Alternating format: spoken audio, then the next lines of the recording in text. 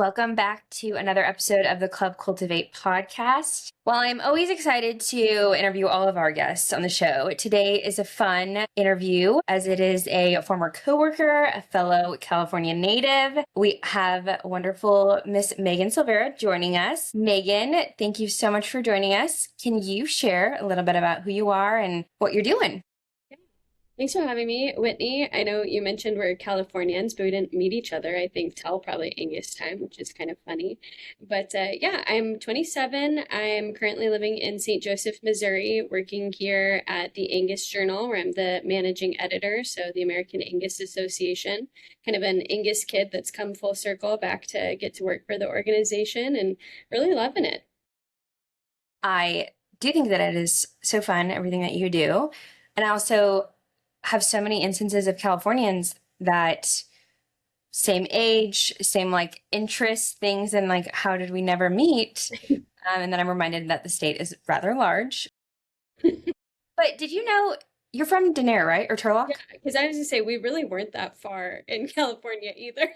No, I spent a couple of summers in Denair. So, and I like, don't know what was happening. I God didn't hit show it Stanislaus, but yeah, kind of crazy. But glad our paths have connected. Megan is going to be a wealth of information, but first let's start back on how did you end up as managing editor at the Angus Association? So let's go back to high school. What did that look like in terms of career or college path to career? Yeah. In high school, I was super active. Like I'd been kind of my whole childhood, 4-H, FFA, the whole bit, but it was showing Angus cattle. I showed quarter horses. We raised a few boar goats for fun, but ag was very heavy. What was I involved in? And through the cattle industry, I was introduced to Oklahoma State University. I think I was 7 when I first heard about OSU, and I was like, okay, that's it. My parents did not believe me until we went to Stillwater, and they were like, oh, so this is cool. And I said, right, we like it. But I really didn't know like a major. I knew that I'd loved English and literature as a high school student. Those were my favorite classes. And when I met that with the OSU staff and kind of brought that up and said that agriculture and English were kind of my two things, they just kind of pushed me to ag communications and said, we'll see kind of what happens from there. And I took a leap with it and said, all right. And I will confess that through school, I really didn't totally know what I was doing either with my life. But during my second summer there in Stillwater, I had an internship here actually with the Angus Media Company, and I was the editorial intern. And that was my first introduction really to the team here. I'd never been to the office in St. Joe before, but that was also my first thought of like, I could work for a magazine, and it's kind of this perfect reading and writing combined with time to like meet with people and see cattle and travel. And it was kind of the perfect environment. I still had school left. I was just a little baby still. So I went back to school. There were no positions open. And I graduated young. I was only 20. So I felt not quite ready to have a big kid job yet. So I decided to do my master's. And lo and behold, about a semester into that, this position came open. I kind of applied on a whim, and I didn't really expect anything to come of it, but I feel really blessed that the team welcomed me. I was able to work part-time and remotely while finishing my master's. And then after graduating there, I moved here to St. Joe, and the rest has kind of been history. March was 6 years, so it's been a lot of fun. I can't believe it's been 6 years, but I've been happy every day at work. I love the team, I love the people, and it's been really great for me. I did not realize it's been 6 years. That's crazy. Isn't that wild? It feels like maybe longer and also just a day all at the same time. 100%. And I think you hit the nail on the head of like, a lot of people want to have the job where you get to write and take photos, but do it for an industry and an association that you love. So I know you're definitely living the dream job, which we can get into some of the dream job, right, is always the thing, but there's not some great parts to every job, right? But before we dive into so many things that you've brought up that I want to talk about, but before we go on the episode, you brought up a good point that we are both Californians that moved halfway across the country. Your parents were on board with you moving, but what was that like? Because there's a lot of my friends that moved a couple hours away to go to school, whether that's K-State, OSU, right? And it maybe wasn't as big of a jump, but what was it like leaving home and kind of going out on your own? It's a good question. And I do, if my parents ever listen to this, they will correct you and say they were not super on board with it. They just really, I was not letting them say no. But the biggest thing we joked about when they dropped me off in Stillwater, I was just 17. So my mom was kind of freaking out anyways, because she was like, you have a medical emergency. What are you even going to do? You can't even go to the doctor because you have no like parent guardian to sign anything. And I was like, I just can't, I guess, get sick until I'm 18. And that was kind of our running joke as a family.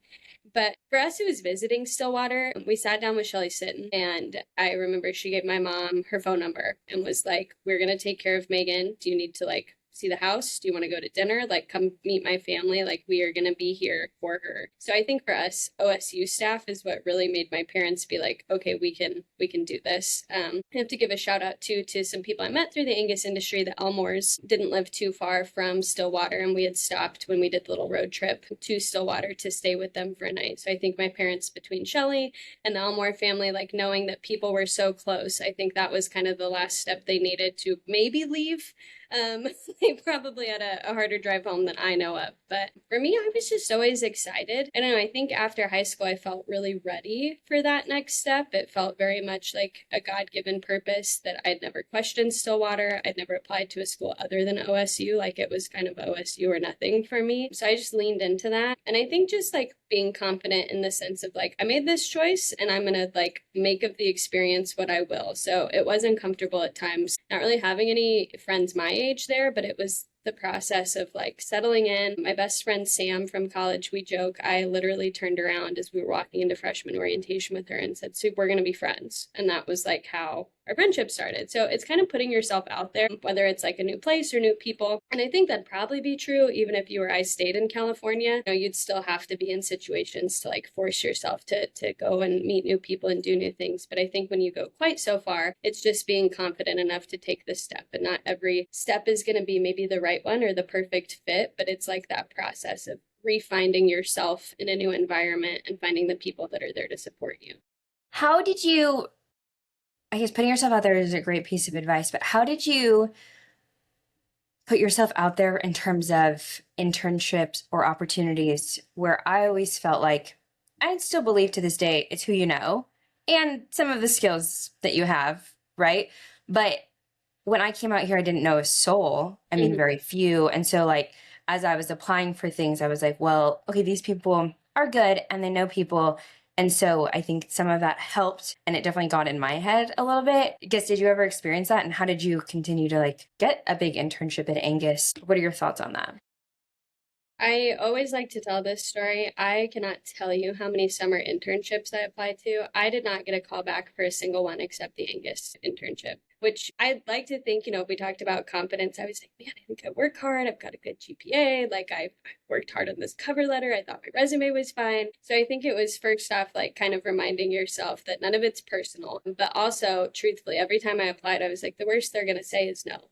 You know what I mean? Like it's nothing against me, but that's just not the fit. And it's fine. I don't need 10 people to say yes. I need one person to say yes. And that was, I mean, perfectly true for me because this was the place I never wanted to leave. And it was the only one that said yes. So maybe that was luck or a God thing, like I mentioned. But I think just putting yourself out there too in the world of internships and knowing not everyone's gonna like you, not everyone's gonna think that maybe their company is your home, and that's okay. Again, the worst they'll say is no. I'd rather look back and know I put myself out there, I applied to so many things. You just need that one that's gonna work out to really make the difference or change things. So give it a whirl. And with internships specifically, I always tell people too, it's like 3 months. If you don't like it, again, like you're done in 3 months. It's added to the resume. You learned something important too, in the sense of like whether it was company culture or workload, you learned what you want for your future.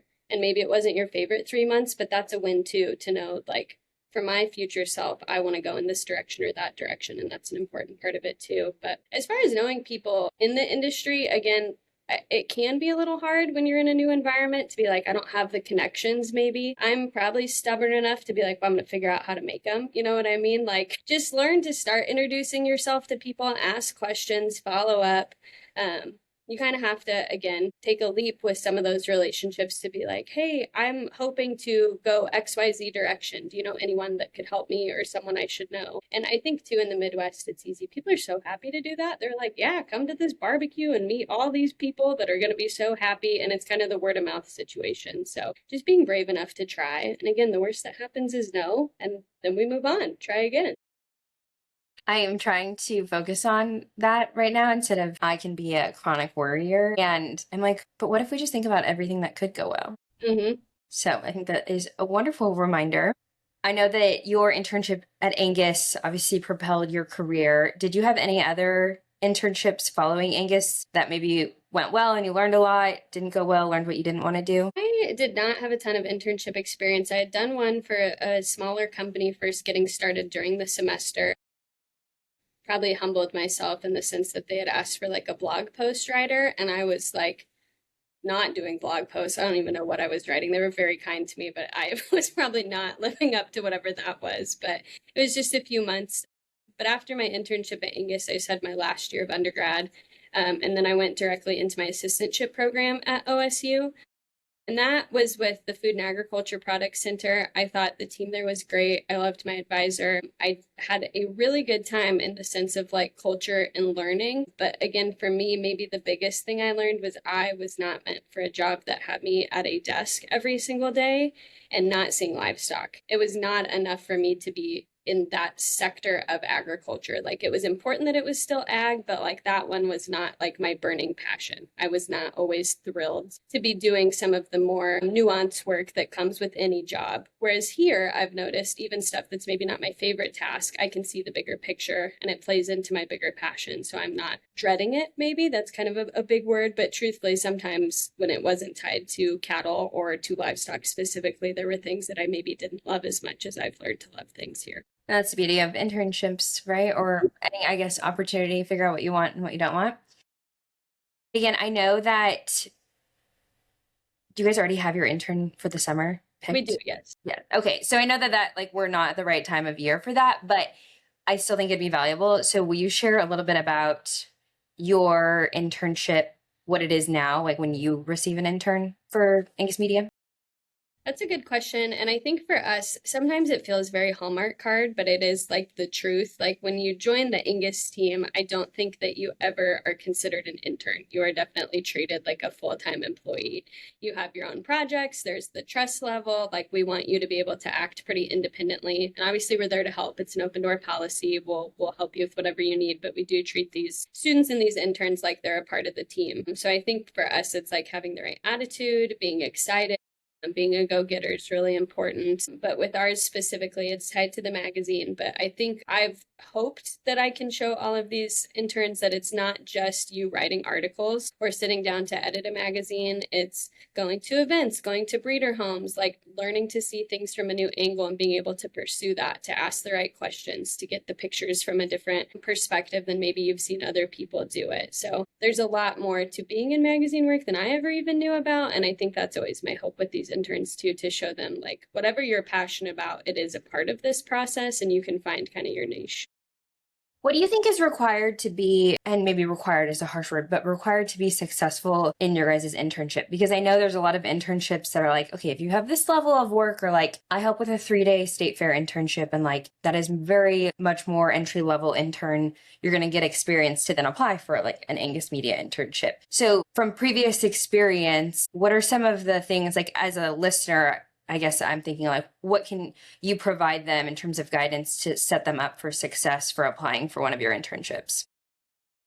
For me specifically, I won't speak like obviously on the behalf of my team what they ask, but whenever I look at applications or when we're interviewing people, I ask if they've ever conducted an interview. I know that it's hard sometimes because like a lot of us when we're applying for internships, it's just classwork that we have as a portfolio. And I don't ever discredit articles you submit from class, but there is a little bit of a red flag for me if you haven't conducted an interview with maybe someone who you're not related to. It's easy to do your best friend, your neighbor, your grandpa, and I think there's benefit in maybe starting that way. But for us, since this is such a writing heavy position, I need to know that you've gone and asked people questions who you had no connection to before. You know, you have that level of professionalism to be able to walk up to a stranger and know how to conduct an interview and ask questions. So I think that's a big deal for me.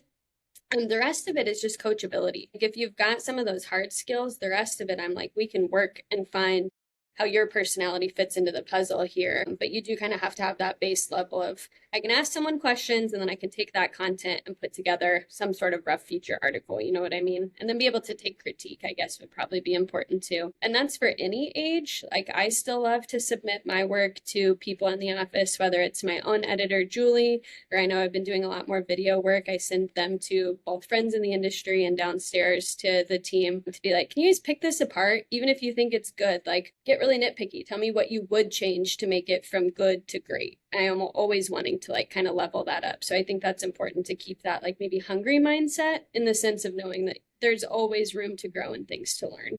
There was a lot of good stuff in there. If you're listening, you should take notes. That leads me into maybe some more of the tangible things we should dive into about your job. And I did want to ask about interviewing, because I felt like in school, which I did not take near as many writing classes as I'm sure you did, but even still today, like, there's a lot of things that I have questions about. And I know that if you're not extroverted, it can seem like a harder thing. But even if you're extroverted, you still need to be strategic about your interviews. So I know there's a lot of pieces of your job, but let's start with interviews, because that's where we just left off. What is, in your mind, I guess, how do you conduct a good interview when you're going, let's talk about a story shoot. So you're out, because we can talk about a few of the other pieces, but what are some of the things you're doing ahead of time to prepare? And what does that interview look like when you're sitting down face to face with a breeder?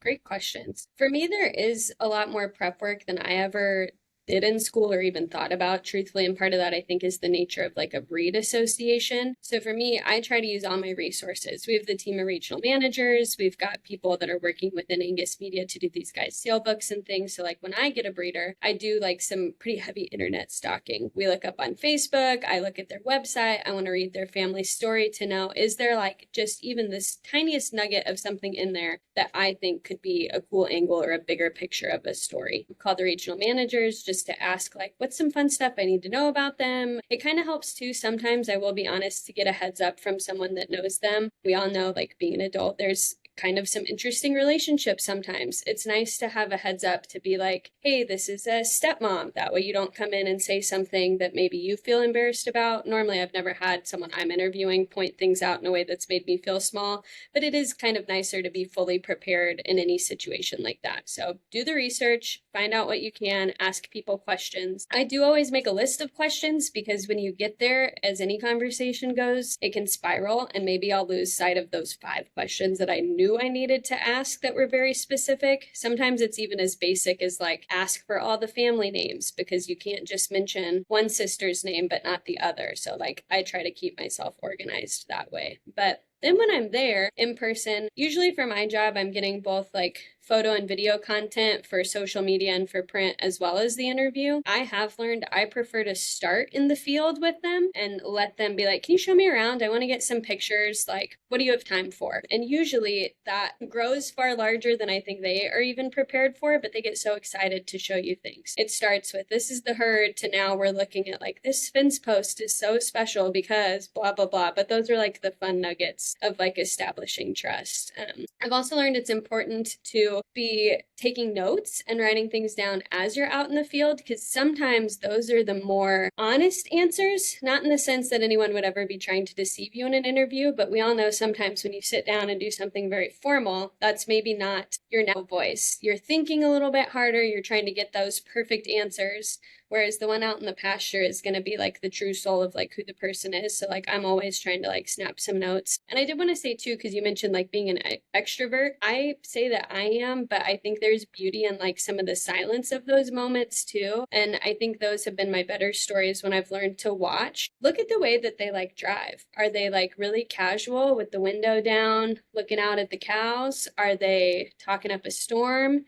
Do they need some prompting before they like dive into it? Like, I think you really get a sense of who a person is in their natural environment like that. So like, take a step back and like maybe let it be quiet for a minute to see what they offer you, or to see how they act when they're just being themselves. And then, yeah, I think that really sets the scene for when you go in to sit down for a more formal interview. You kind of have that base layer of like, I know we talked about in the pasture, but like, let's dive deeper. And you can kind of follow up and ask maybe some of those harder hitting questions. And you've kind of already prepped them for it, because you've been loosely speaking about it out as you're driving around. So those are kind of some of my thoughts. It never fully goes according to that plan. So like, flexible too, because normally whatever you plan for, it does not happen. So you have to go with the flow and be happy to be there and just kind of ready to take whatever comes your way.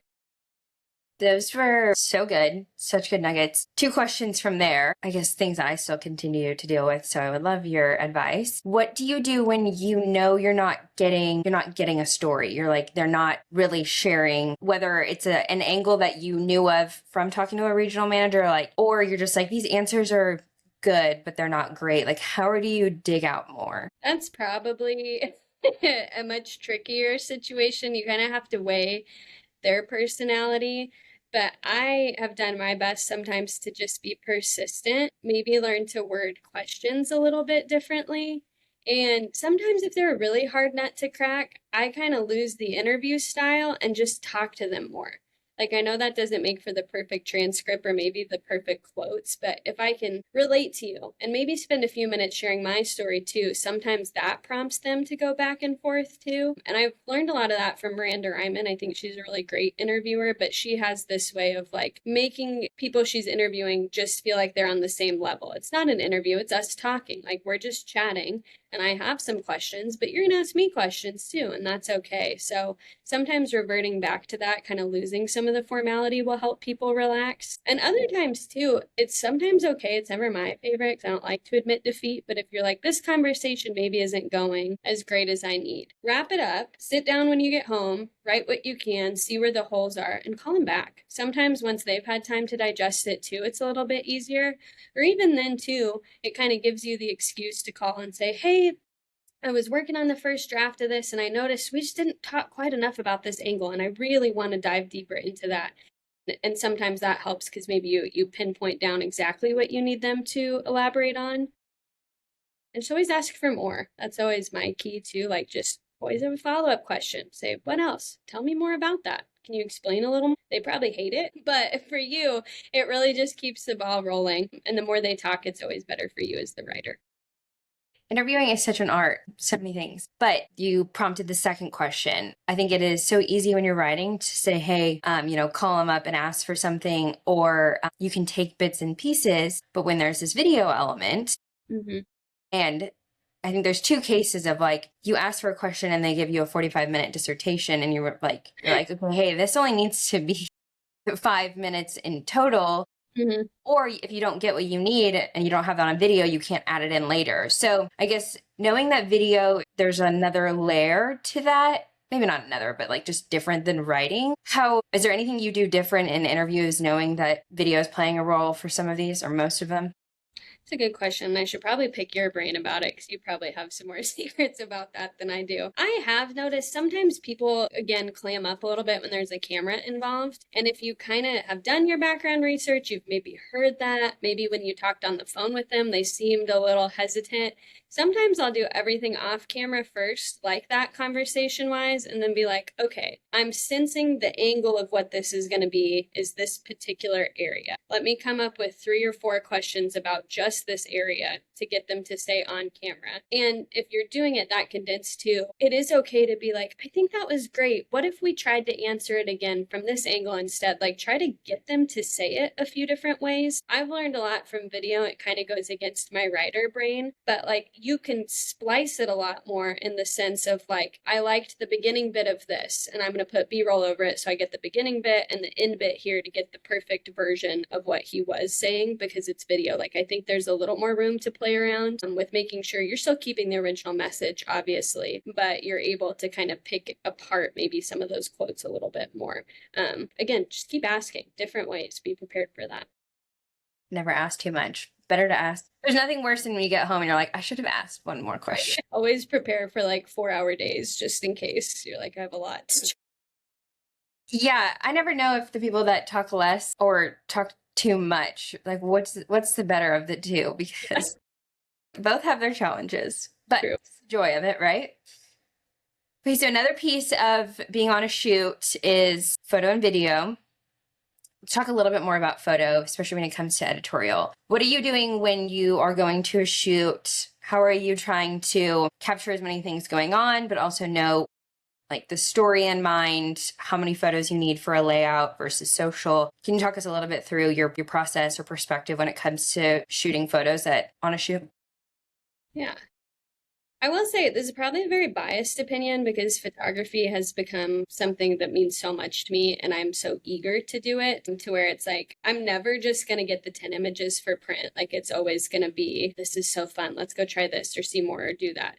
So I know that that's probably not everyone's experience, but I would encourage people to have an open mind in that sense, especially when you have such talented designers behind you. I feel that way at Angus. Thank goodness I don't have to do anything design. It's not a talent I possess, but I never know what I'm going to create, how that's going to transition into print, truthfully. So it's like, the more I can give my designer, the merrier, because she's going to make this beautiful thing that I never could even imagine. So I like to get more than probably what is needed, but it does help me too, knowing how our magazine's laid out. We have the bigger stories, we call them theme walls, at the front of the journal, and those are kind of your beautiful spreads to where I do know I'm going to do a theme wall. I know I need a picture of the subject, I need some cows, but I also want to get things that could maybe be that full spread image, that pretty background to where you've got kind of stuff in the lower thirds, but the rest up is clean and clear for the words. However, I might, kind of finagle an image to like fit that layout. But if it's a smaller story I'm going to visit, I know it's only 1 or 2 photos, so I can kind of focus in on maybe closer images. It's a little more narrowed. I don't need as much time playing around out in the... I also don't, though, I've pigeonholed myself. I've noticed a lot of my images now do fit that format where everything's in that lower third, and I'm like, I need to like get back to where some of this is a little more different. But I think that's a big piece for me too. I've been doing it now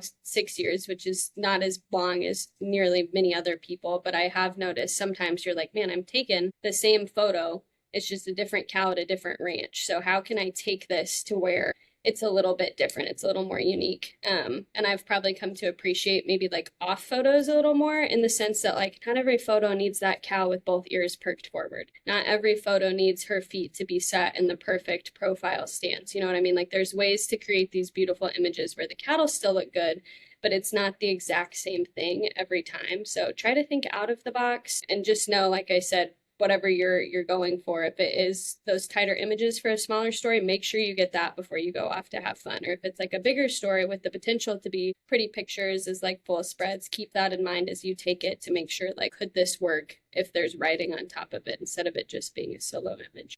What do you think makes a great cover or, a cover photo for the magazine? Cover photo for the Angus Journal, like, it's the coveted spot, and I think I've had one and it's really fun. So when you guys are trying to put those together, what are some of the things you're looking for? What do you think stands out for like, that's a beautiful photo for the cover?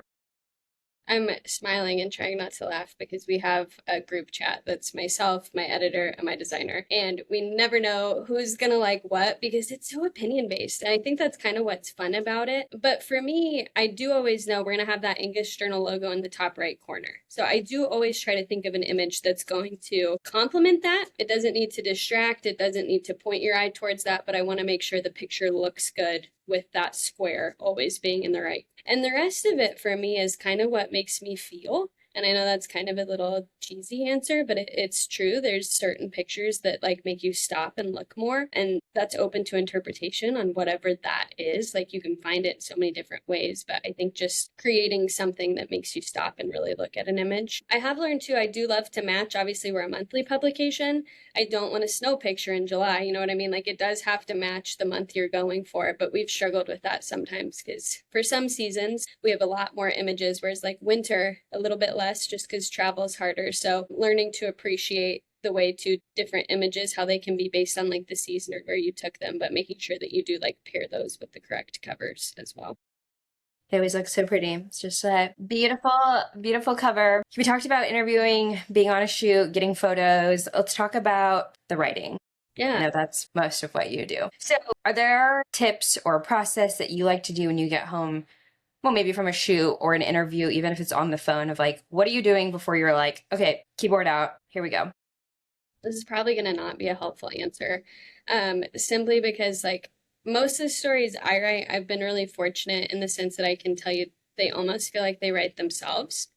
Because I get to do, and I say get, I probably pick to do a lot more of the feature stories than the technical stories. Technical is a whole different that we can circle back to, but like with these feature ones, you're out talking to these people. It's very rare I don't have like this aha moment with them to where I'm like, that's the lead. Like that's my story. This is like where it goes. And usually I just let it flow. Like you remember the conversation to be like, these parts were important. This was impactful. I know that this goes here. And it kind of sometimes it feels like it's like a body of water. That sounds dumb, but like it just all connects in the sense that like I can write this and this quote and then I know this quote and it just goes. And sometimes that's too long, but that's always where I start. Like I kind of like word dump and I get the whole thing out in the way that it feels normal to read. Like it just felt natural to me. And then I'll go back and really clean it up to be like, okay, well, you repeated yourself like in these paragraphs. So how do we like tighten this? And then I can like really hone it in on the perfect messaging there. But that's kind of my philosophy with features is just like go with what feels how my brain works, like how this is like the conversation went and the connections and I see these lines and I just let it happen and then I tighten it. The technical stuff, usually I do that and then I delete it all because it's really bad and then I start fresh. I will admit the technical I struggle a lot more with, but my secret for that, I treat it a lot more like a class assignment, which sounds silly, but like I take like a bullet list of notes, how I would have in a science class to where I'm like, this is the details and explains this and how it makes sense here. And then usually I go back from those notes from the interview and I like restructure them into how I think the story should flow. And then it's kind of the same process of like, all right, let's pull that together, let's write it, and then let's go back to see what questions do I have left? Like, what did I not answer about these different technical topics? What did I repeat myself on? How do I clean that up? So they're a little bit separate for me. And I'm sure people feel the same way depending on what their preference is. Like, I know we've got some really great technical writers that probably see it like how I see a feature story. And I think it's okay to have your preferences, but I would say push yourself to write more, even things that you're like, I don't know if that topic's my first choice. I think that's where you really grow. So it's okay to have the processes be different, but don't just lean into one and not the other. What do you think, let me rephrase this. Now that you've done this for 6 years, what do you think was the most important piece of like foundational writing that you learned maybe in college or even with some of the other writers at Angus that like, you're like, I can't write now without not knowing that? Yeah. I just remember this moment in Shelley Sitton's feature writing class. She grouped everyone into, she was like, you're a content writer or you're an AP style writer. And she put me in this AP style group. And I was like, there is no way because I'm a content writer. I care about the content. And then she pulled out all of these edits I'd made on like, because we all did peer editing. She was like, look at all these edits that you made for other people. What is all your edits about? I said, it's about the commas and the abbreviations and stuff. And I was like, ugh. Okay, maybe that's like my truth. But I think OSU did such a good job of like burning in the rules of writing. And I think that's maybe why in classes I didn't love to write as much because he said this, he said that. Everyone knows the sky is blue. Why do I have to attribute that to someone? But then when I got to Angus and my editor, Julie Mays, was like kind of helping me grow and learning more, she was like, you can break some of these rules. And I just remember this like, oh my gosh, I can. But now I know all the rules, so I don't have to worry about, knowing what I can or can't break because I have them all. Like that knowledge was there. So I think like learning the very like most rigid of writing rules was actually the biggest blessing because it's helped me become more creative now in the sense that I have an appreciation to say like, no, that is a fact. I don't have to attribute that, but this does have like some element of opinion in it. So I can't write that unless somebody said it. I show that they said that. So in a roundabout way, the thing I disliked most about writing, I think has been my biggest strength as a writer. The AP style book. It's sitting up here staring at me all day, every day. Do you use the book or do you use the website if you're like actually looking up something? I use the book and then I have like a few like on this wall, like some little cheat sheet handouts because Angus has their own style guide, which adds a whole nother layer to where it's like some of it's AP style, some of it's our style. So I have the book up here and then I have these handouts that are like Angusified. So it kind of helps me to have it in front of me to do like quick looks. But we've got a gal on staff too. She's like a walking AP style book. So sometimes just be like, Heather, what do I do? And she's really helpful. I love that. It takes me back to the days I don't like writing. We had to do it, but it's part of it. And like you said earlier, you don't love design. And I think when you're an ag comm student, you can tell me otherwise or like your perspective. But I feel like you're like, I need to do all the things. And like you're taking all these classes because you're trying to be a little bit of a jack of all trades. So when you graduate, you can be successful. But then it's also like, we don't have to do all the things. Well, and I think too, I have so much of a deeper appreciation for people that do design because I know what it takes to do it. And I know like the skills, but the eye is like just missing. And I think it's so important to remember that each of these areas, they are skills, but they're talents too. So I love to have the skills, but then get to see how when other people have the skill and the talent together, it's like such a different world. So it's good to know everything in the sense of like, you can help if needed, but it's also good to know like that one's not fully my realm. You don't want me in there. I do love the way you just put that. Yep. Like, I know what that takes. Thank you very much. Go do great. I'll support you. 100%. Earlier, you mentioned all the like wonderful things about your job, but what do you think is one thing that people maybe glamorize about your job that isn't as wonderful? If they didn't know the full depth of everything that you do. Yeah, that's a good question. I think there is some stuff that feels very monotonous and tedious that I don't want to have to deal with. But truthfully, I think I've said that probably in team meetings too, but it is a part of the job. For instance, we post all these show results. And like for junior shows specifically, we post the first and second place from every single class at junior show. I type those because nowhere else are those like listed in the way that fits our style guide. So for like 2 days in the summer after junior show, I sit here and I retype all the class placings. It's not my greatest passion in life. I don't get a lot of joy doing that. But again, when you can kind of see beyond that, maybe it's like, think about that 9-year-old who got second place at National Junior Angus Show and like their name's going to be in the magazine that's sent to them. That means so much to them, to their families, their grandparents sometimes call and are like, when is my kid's name being printed? So like, I think to see the bigger picture helps me through that. But like, there's stuff like that that goes into a magazine I never thought about. Someone had to type that. Someone had to edit that. Someone had to proofread that. So not all of it is this fun. I get to travel and speak with all these breeders and do cover photos and video interviews. Like there is stuff to come back and do at the office too. But that's kind of the balance of it. You have those great moments where like it's your working genius in the sense like being on this task gives me so much joy. That helps propel me through maybe some of these other ones that I'm like, didn't love that as much, but Part of the job, right? is What has been your favorite memory with Angus and why? that's a It's a really, big one. really good question.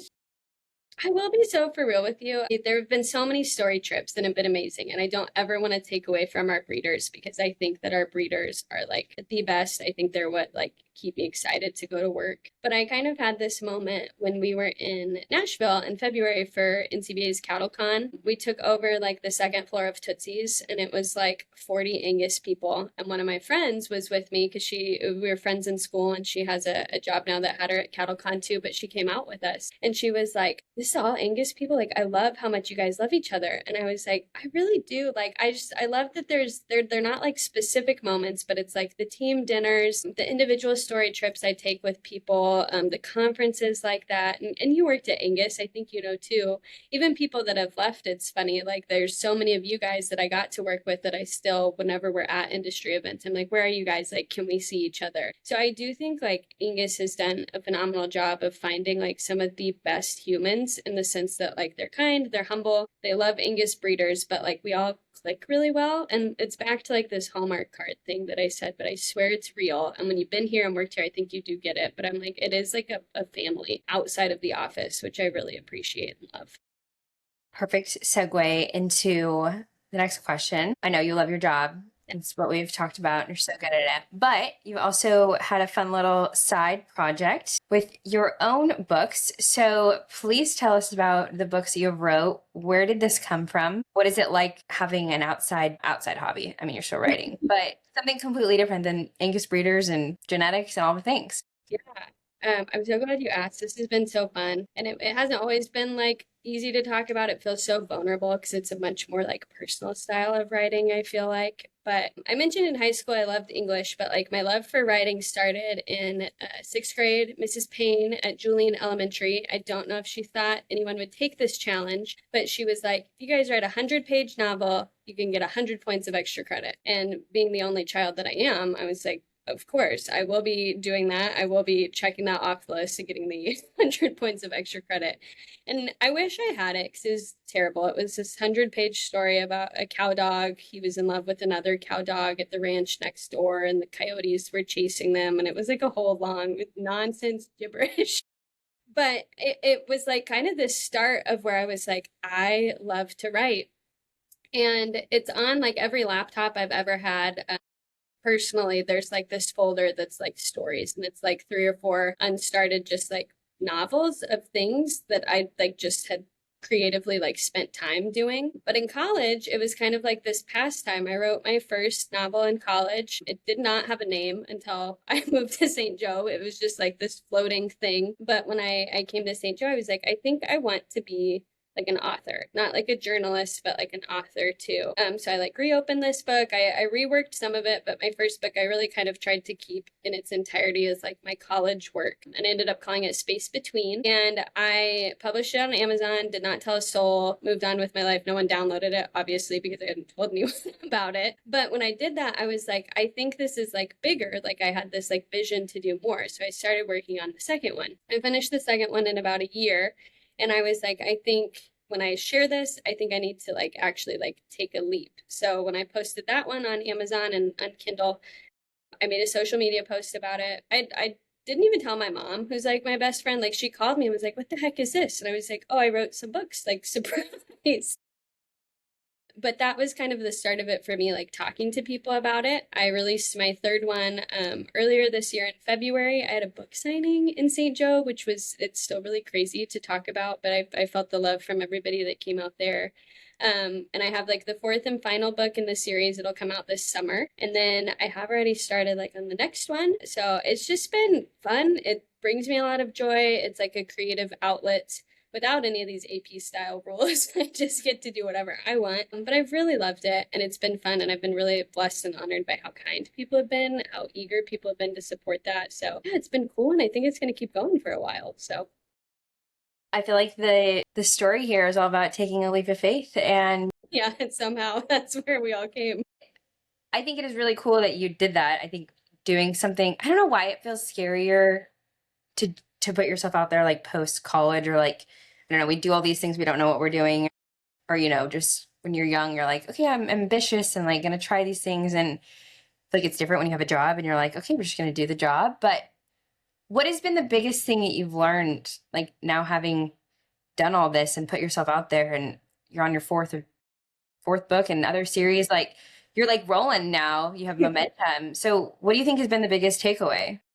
In all seriousness, the biggest takeaway is I stink at editing my own work. I think that's been so funny, but like after the second one, I realized I was like, I think I need some help, because I am so invested in this, and also I'm like proofreading it on my computer screen, which is hard enough, but it's my own work and I know what I meant. So as I'm zooming through trying to edit myself, I'm missing a lot. So I've looped in one of my best friends. She's like my unofficial like proofreader now, which I've really appreciated. But I think for me, that's been kind of the most eye-opening thing, to be like, you are an editor at work, but like you need some help editing yourself still. And yeah, I don't know. I think other than that, it's again being vulnerable. That's something, I don't know, being an extrovert, you would think sometimes maybe vulnerability is not like a concern, but like genuinely, like it was terrifying. And I don't know if it's because they're all written like in first person. They are like loosely maybe based off some things that have happened like in my own life, to where I'm like, these are like inner thoughts maybe I've had, or versions of them. Like it feels so scary to like hand someone like, this is how my brain works, and I hope you like my thought process. So I think it's being okay with the fact that like not everyone's gonna maybe love the book, and that's all right, because like I like it and it's more for me and it's fun and creative, and if other people resonate with that as you go along, then that's cool too. But it's a me thing, and that's okay that it's just a me. I think we lose that, like lose the sight of that a lot, when like some of this is art, right? And you should just do it to enjoy it, take photos to enjoy it. Like I think when work becomes, or you're passionate about your work, you forget that. Or at least I did. And I've always worried about that. Like now that it's my like full-time job of like running my own business, I'm like, okay, how do you like continue to enjoy this and put it out there because you like it, not for any other purpose of like making sure Julie likes it or the board or, you know, like there's so many external things. So I really love that. I'm very curious, just because I'm curious about all the things. How was it easy? Was it hard to like get it on Amazon and get it printed and do all that? It's too easy. It's ridiculously easy to the point where I'm like, why did not more people just publish a book? That sounds so silly, but like Amazon makes it so simple. You upload a Word document, you name it. They even have like a cover illustrator to where you can make like a cover in it, and then you hit publish and it's like available with an ISBN number, and you're like, that was, whoa, I'm a published author. It's like that. So if anyone wants to, yeah, get it's Kindle Direct Publishing is what I use. That way it's on the Kindle app, and like in Amazon, you can do paperback, hardcover, just Kindle. There's so many options, but yeah, it's far too simple. It was I like always feel like people make it a big deal to like get published and like, you know, if they do want to write a book, they make it more about like the external factors that are limiting them, but I think it's cool. Or even just resources and other things to put out online. well, and I love too, I will say, I partly like, I think there's beauty in like the publishing industry, but it is kind of cool to just get to do this however I want to, being self-published, you know what I mean? Like there's a little bit more freedom in the sense like I'm obviously writing late into the evenings when I'm not too tired coming home from work. So I don't want like these timelines of like this has to be done here, like this needs to fit this mold. And so it is nice the full creative freedom of like being self-published, which I'm sure in a way you get as being a business owner too. You know, you're like, I kind of like this is my choice in my world. I'm living in it. I love it. Yeah, there is beauty in that. And then I also think, which it sounds like you've been disciplined enough, but like you also have to have like personal accountability for all the things. Or like I would be probably, if it was something personal, too much of a perfectionist to ever like finish the book and get it out and do all the things. So yeah, it's definitely different when it's your own versus like a work or client, you know, something very specific. So Megan, this has been truly so fun. I could ask you a million questions, but to wrap up, for time's sake, 2 questions I like to ask everyone. The first, are there any book and or podcast recommendations you would give to listeners? I just read, I think it's probably one of my new favorite books. I do have to give credit to my friend Anna Miller because she recommended it. But it's called Anxious People. It's probably similar to how I feel about like photography. I love stuff that feels very different than other things. And like the writing style in this, I think is so interesting, so cool. It's a story about a bank robber and some hostages that he accidentally like ends up holding, and the police officers trying to fix it, but then it like becomes this story about how humans all have their own unique stories, and the more you delve into them you can understand a lot more about people's backgrounds and choices and characteristics, and I just think it's so good. So I would fully recommend Anxious People. And I would be remiss if I did not push We Do Have the Angus Conversation as a podcast. That's probably the one I obviously listen to the most because it's work, but it is a really cool podcast, I think, in the sense that it gives a voice to our Angus breeders. So if you're interested in hearing more from members from the Angus Association, it's a cool podcast. Megan, do you think that you have to read a lot to write well? Probably not have to, but I sure think it helps. I think it also gives you a respect for different voices to know that like there's no wrong or right way to write. Your voice is your voice. It's unique. And like you mentioned, I love like the concept. I don't think we call some of like these creative fields art enough, but it is art. So you kind of learn to appreciate the way this person writes or how they phrased this or this, that, and the other thing. It's a cool metaphor, which sounds really nerdy, but like I've caught myself reading things where I'm like, ooh, I never would have described something that way. How cool is that? So I think the more you consume, the more knowledge you have to where then you can really hone in on who you are and what your voice is. So reading does help, but probably not required. I love that.